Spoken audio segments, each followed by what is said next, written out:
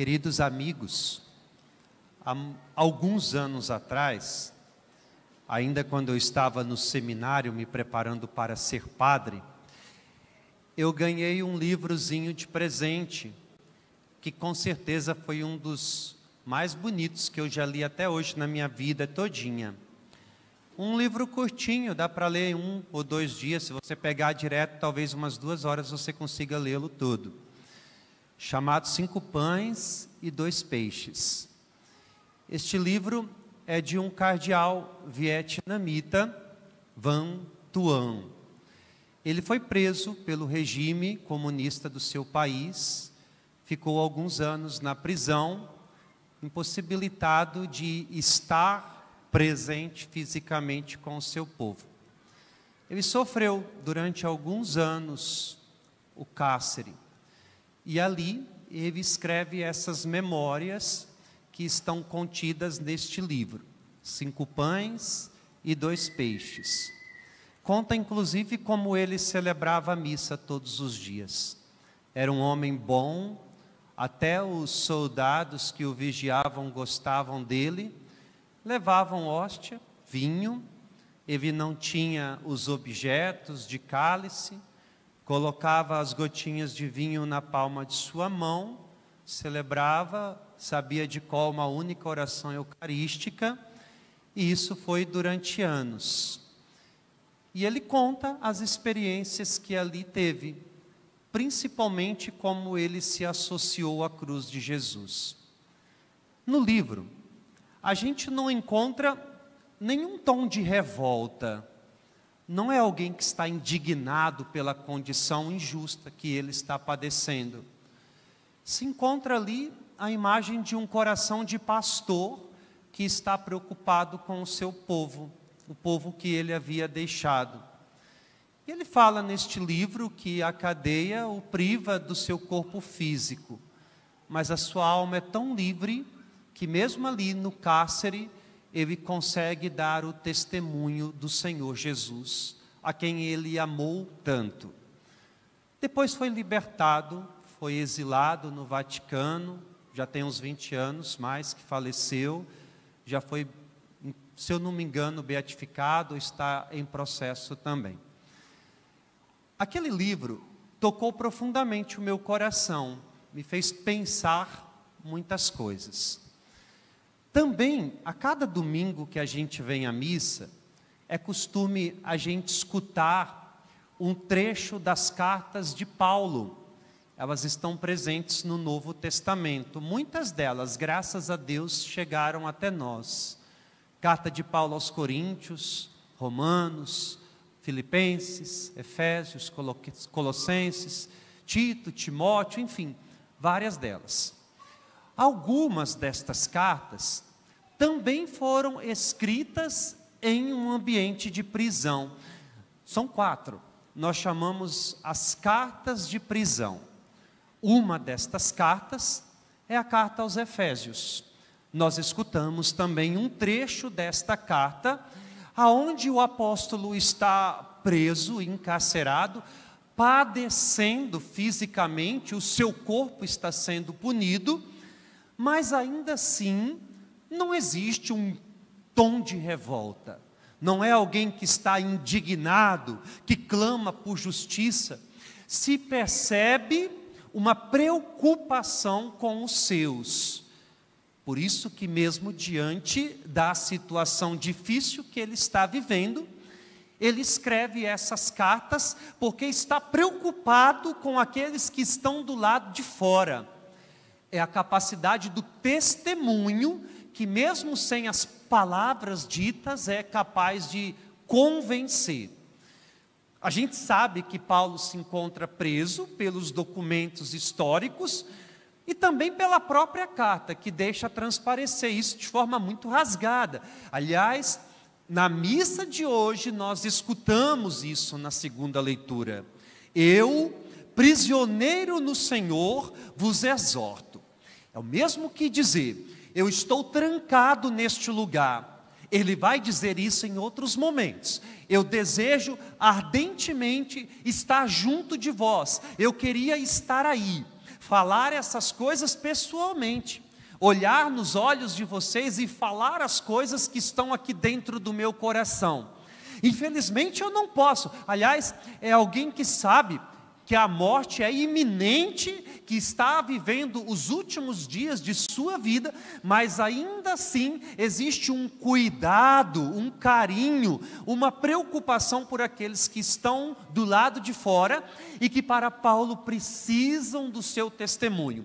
Por isso que ele escreve estas cartas para deixar uma mensagem, porque ele quer convencer os cristãos de Éfeso, como quer convencer a cada um de nós, porque a palavra de Deus, ela é sempre viva, ela é sempre atual, é como se estivesse escrita hoje, da necessidade, aqui nesta ocasião, de permanecer firmes no Senhor, com o olhar fixo nele, aquele dom de crer, uma só fé, que deve ser guardada como a coisa mais importante que a gente tem na vida. Hoje nós estamos celebrando a solenidade da ascensão de Jesus para os céus.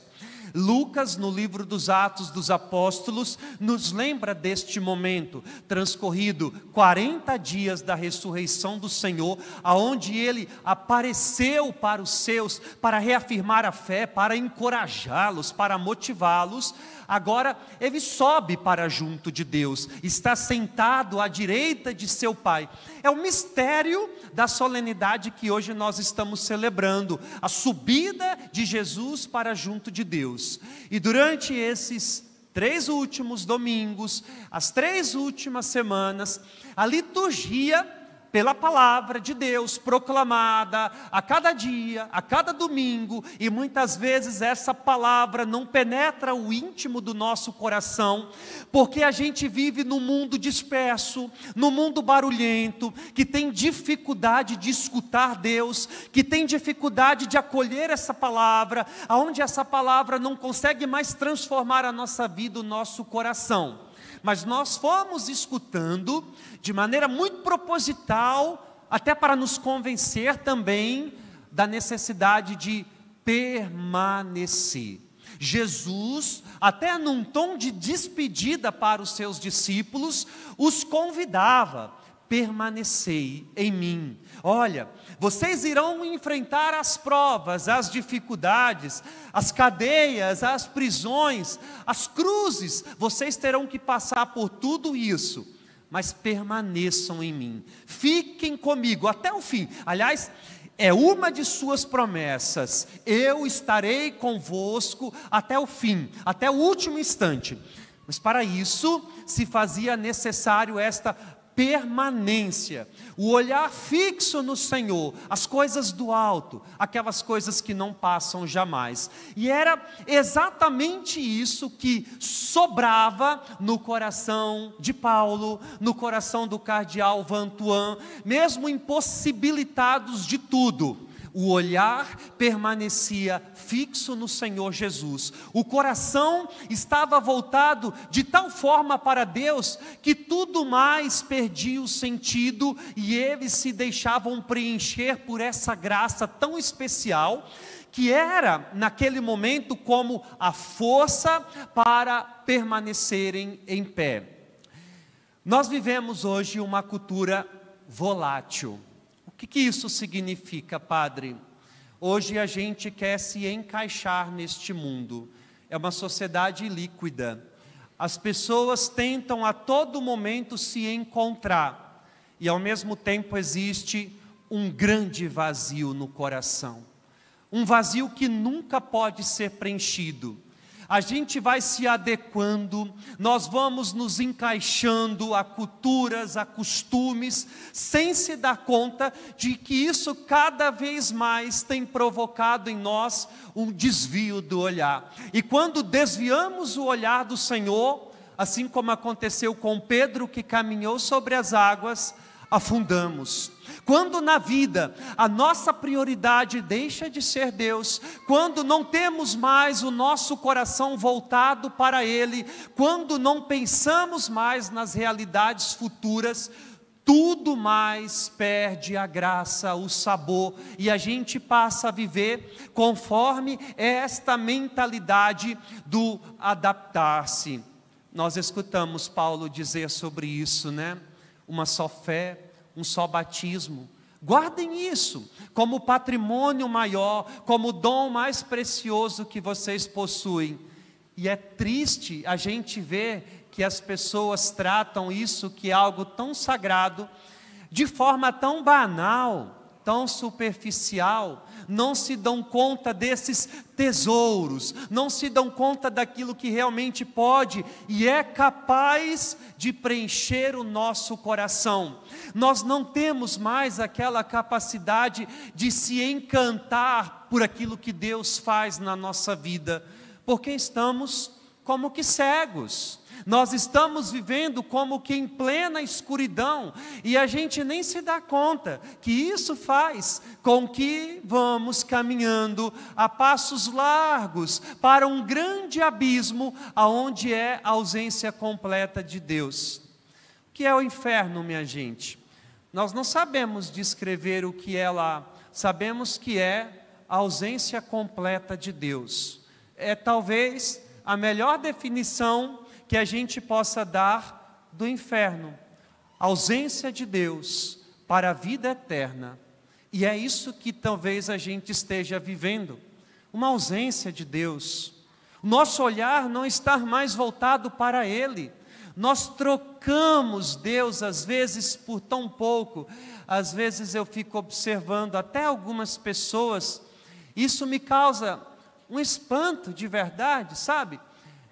Hoje estão aqui, sábado que vem cansaram daqui, estão numa igreja evangélica, cansaram de lá, centro espírita, cansaram de lá, aqui, ali, pulando, em busca de algo que possa preencher de verdade, não querem se enquadrar, não se sentem acolhidos, é o discurso que a gente escuta muito hoje. E a gente não entende, muitas vezes, que aquilo que o Senhor deseja, de fato, é preencher o nosso coração. Eu não venho para a igreja para encontrar paz. Não estou aqui para ficar feliz. Não estou aqui porque é bom estar aqui. O cristianismo não é uma religião de oba-oba e de alegria. É uma religião de cruz mesmo. E se a gente não tiver essa consciência de que o cristianismo é de cruz, nós sempre estaremos vivendo essa incompletude, nunca seremos plenamente saciados. O problema não está aqui, está aqui dentro do meu coração. Sou eu que preciso me encontrar verdadeiramente com o Senhor, sou eu que preciso ter aquela consciência do vão, testemunhe o meu nome, e isso só é capaz de fazer aqueles que se apaixonam pelo Senhor. Não são as palavras que vão convencer ninguém, é o nosso testemunho de vida, a nossa doação, porque talvez a gente espera aquelas coisas extraordinárias acontecer, e a gente precisa disso para crer, né? Como escreve o Evangelho. Os demônios que vocês expulsarão, vão impor as mãos sobre os doentes, eles ficarão curados. Se você tocar numa serpente, nenhum mal vai te acontecer. Então a gente espera essas coisas grandes para a gente poder crer. É por isso que Santo Agostinho dizia com muita razão, para aqueles que não acreditam, nenhum milagre é suficiente. Mas para aqueles que acreditam, nenhum milagre se faz necessário, porque a gente não precisa destas coisas grandes e extraordinárias para crer, e é triste a gente ver que em muitos lugares a religião tem se transformado assim, num circo, sabe? É uma ocasião tantas vezes disso, de convencer através do sentimento. A gente quer convencer as pessoas através da emoção, da sensibilidade, e a fé não pode ser convencida através da emoção, da sensibilidade. A fé é uma escolha de vida, e quando eu escolho crer, eu preciso guardar isso como o bem mais precioso que eu tenho. Eu tenho muitas experiências assim, sabe? De pessoas evangélicas me procurar para conversar. Quem procura padre para conversar? São pessoas que estão precisando, ou é para contar pecados, se confessar, ou é porque estão passando por dificuldades emocionais, porque precisam de uma palavra, porque precisam de um consolo, porque precisam ouvir alguma coisa. É muito difícil alguém nos procurar para contar coisa boa. Às vezes a gente passa um dia todinho ali sentado, só escutando tragédia, problema, pecado. Então ninguém está nos procurando para contar coisas assim maravilhosas, sabe? E eu não sei o que acontece. Eu não sei como é a dinâmica assim de uma igreja evangélica, sabe? Se tem secretaria, se tem atendimento. Eu não conheço, de verdade. Acho que sim. Algumas devem ter, né? Mas muitos evangélicos me procuram para conversar, pessoas de outra religião, de religiões de matriz africana, espíritas e tudo mais. E são pessoas emocionalmente frágeis, pessoas que estão vivendo drama, a dor. Naquele momento, eu exerço sobre essas pessoas uma influência muito grande. Elas estão vulneráveis emocionalmente. Eu nunca, e graças a Deus, eu não tenho nenhum arrependimento disso. E nenhuma destas vezes que alguém que não seja daqui, da nossa igreja, que se diz católico, me procurou para conversar, eu disse no final da conversa: você precisa se converter ao catolicismo, você precisa vir para a igreja, porque eu seria um cretino se eu fizesse isso, convencer alguém num momento de dor. Eu sempre falo para a pessoa: olha, vai rezar, procure sua igreja, procure ser mais ativo lá. A gente não pode escolher a fé por sentimento. Como sabe aquelas musiquinhas que a gente cantava antigamente, canta-se ainda, né? Que não são tão boas de ser cantadas. As tristezas lá fora deixei, a alegria que dentro encontrei. É bobagem. As tristezas estão aí contigo, estão aí no seu coração, vão permanecer inclusive, só que diante disso tudo, na nossa vida, há Jesus, e isso nos basta. Quando a gente tem aquela compreensão de que o Senhor é o mais importante, de que a minha fé é o que existe de mais importante dentro de mim. Mesmo jeito, como diz o Evangelho aí, o expulsar demônios. É triste, como tanta... Aqui, estou incluindo todos, padres e pastores e quem quiser vestir a carapuça. É triste, chega a ser deprimente, como que pessoas se utilizam às vezes de uma doença, de cunho emocional, para convencer uma assembleia ou mesmo aquela pessoa de que ela tem um demônio. É triste isso, sabe? Eu tenho 11 anos de padre, 11 anos de padre. Eu só lembro de uma situação, uma única situação, e eu nem era padre ainda, eu era seminarista, em que eu vi algo que a minha fé, assim, que a minha razão me explicava, sabe? Eu até quis correr, eu estava ali acompanhando um padre de tanto medo que eu fiquei, assim. Mas como padre, eu nunca vi. A todo momento as pessoas chamam a gente para tirar demônio, né? Mas eu nunca vi uma situação em que eu pudesse dizer assim: olha, aqui realmente é algo sobrenatural. Na maioria das vezes, as pessoas estão precisando muito mais de um psicólogo do que de um padre, de um psiquiatra do que de um padre. E às vezes eu me utilizo daquela situação tão dolorosa de quem está passando por aquilo, para usar isso como alguém que tem o poder ali, né? Essas coisas assim, de usar a fé, fazer todo mundo cair, e fazer essas coisas, e induzir o povo a viver aquilo que eles querem. Eu até postei isso no meu Instagram. Eu tenho acompanhado isso, gente, assim, chega a doer o coração. Algumas pessoas querendo convencer, e com umas citações assim, burra, sabe, ignorante mesmo, assim, eu não tenho palavras, de fato, assim, para explicar. Eu queria poder explicar, mas eu não consigo. Tipo, o discurso é assim: Jesus era rico. Um dia desse eu vi um pastor dizendo que ele tinha certeza que Jesus era rico, porque Jesus, olha a citação que ele usou. Jesus sentou-se à beira da praia e ensinou aos discípulos. Aí o pastor dizia, sentou à beira, ele tinha uma casa de praia. Por que ele tinha uma casa de praia? Porque ele trabalhou desde os 12 anos, assumiu a carpintaria de Nazaré, depois da morte de José, trabalhou, ajuntou um dinheiro e comprou uma casa de praia. Para mim, eu me recuso a acreditar, uma profunda ignorância mesmo, sabe, de você não ter o mínimo de conhecimento de escritura de nada, ou o que eu acredito que seja, querer convencer as pessoas que estão escutando de que a riqueza que eles têm é justificável. Não é errado um pastor ser rico, não é isso que eu estou falando, desde que a sua riqueza não venha de ofertas e dízimo de fiéis. Se vier disso, ele é um lobo vestido de cordeiro, e nada mais do que isso. Porque nenhum fiel deve dar dízimo e oferta para enriquecer um pastor e um padre. Não pode. Gente, é bom vocês até saberem disso.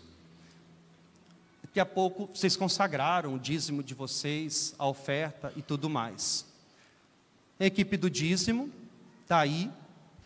Eles vão pegar o dinheiro, uns 4, 5 pessoas da comunidade aí, que vão contar esse dinheiro na secretaria da paróquia, na semana, vão prestar conta de tudo. Entrou tanto, a secretária vai lançar no sistema da cúria diocesana, entrou isso. Esse dinheiro nem passa pela minha mão, é bom vocês saberem disso. Eu administro o dinheiro, eu sou administrador dessa paróquia. Mas para eu ir lá na feira comprar uma galinha caipira, eu tenho que ter uma nota fiscal. E trazer, justificando que eu comprei uma galinha para fazer lá em casa, uma galinha caipira, para prestar contas. Esse dinheiro não é do padre. O dinheiro que as pessoas dão não são dos pastores. É esse mundo que está doente, aonde as pessoas estão fazendo da fé um comércio. E a gente está cada vez mais tratando fé como algo banal. Ide, testemunhai o evangelho, se pareçam com o Senhor. Jesus era pobre, financeiramente ele era pobre, ele nasceu em um estábulo, o seu povo era pobre, era simples, ele tinha predileção pelos pobres, inclusive. Lê o Evangelho de Lucas. O Evangelho de Lucas é escrito para os pobres, para os simples mesmo. São os primeiros destinatários das promessas, da mensagem de Jesus. Querer convencer do contrário para justificar os seus luxos é de uma maldade que não tem fim. Corta esse trecho e posta na internet, que eu quero causar depois, viu? Mesmo para eles verem, viu? Que o nosso olhar esteja voltado para o alto, que a gente possa fazer da nossa fé nosso maior patrimônio. Não desviemos o nosso olhar. As noites traiçoeiras irão chegar, as cruzes irão chegar também, mas permaneça. Eu termino com uma frase do Papa Bento XVI, ele dizia o seguinte: ainda que eu seja o último católico do mundo, eu permanecerei fiel à igreja que eu escolhi para amar.